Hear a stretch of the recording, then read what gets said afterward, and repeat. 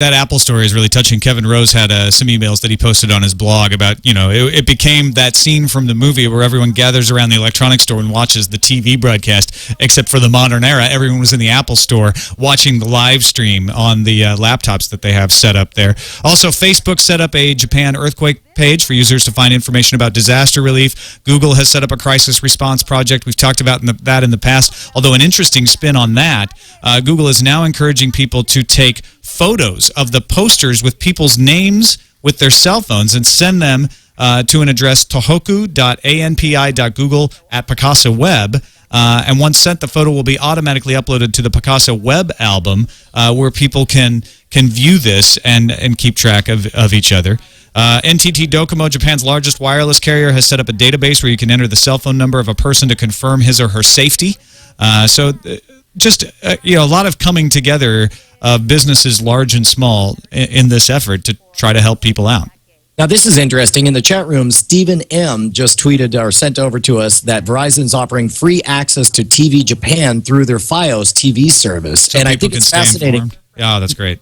I think it's fascinating that we see how the interconnectedness of our society nowadays not only makes possible massive amounts of relief. We saw with the Red Cross donations, is so super easy just to donate over your phone, but also in prevention of disaster. There was a recent tweet from Scientific American saying, and I forget the number, it was millions or billions of dollars were saved by proper planning and preparation for the tsunami. And in a case where time is of the essence, once you have an earthquake and you need to get the word out that we expect a massive tsunami to happen and you got to get to high ground, then it matters that all of a sudden everyone in the country is carrying on them a mobile device that keeps them interconnected with the rest of the whole freaking globe.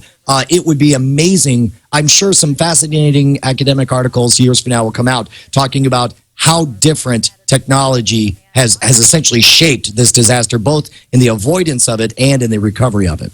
And it's funny how copyright issues go away when real important issues come along. For instance, TSS Aloic in the chat room points out NHK World is live streaming on Ustream right now. That'd be something they'd be sending a takedown notice for in the past. But we find out what's really important in these situations and do what's necessary.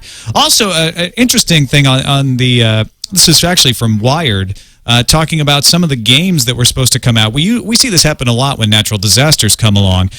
Games happen to have themes similar to the disaster, and everyone pulls them back. It's not censorship. It's just saying, you know what, this is not the right time for this. So IREM will cease development on its PlayStation game Zettai Zetsume Toshi 4, City in a Desperate Situation. And there are a few other PS3 games that are being delayed for release because they deal with earthquakes and disaster themes, and I think that's appropriate. I mean, I think they'd come under criticism for the opposite if they put them out for being insensitive and trying to profit at something like that. Oh, absolutely. And I think, let's face it, the reason these games are popular is because we're all fascinated with massive disasters. But then when one happens, especially when it's all too real, we certainly want to dial back our involvement. We saw that with 9/11. They pushed back the movie and made some changes to the movie Collateral Damage. And what's funny is the little ways. There was an on-campus cafe called Ground Zero out in Eastern New Mexico University that all of a sudden they were not real happy with that name. And likewise, the band Anthrax for a while, not happy with their name during that scare. And when I went to Whole Foods to get sushi, it was very weird to grab a box of sushi that said tsunami package. And I was like, that's not cute right now. That's it's a major disaster. And it's just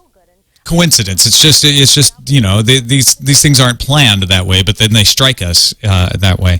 Finally, before we get to some of the user feedback from listeners, there's a lot of discussion on the internet today about radiation risks, about what's happening at the nuclear reactors in Japan, and I want to point to Maggie Kurth-Baker's post at Boing Boing.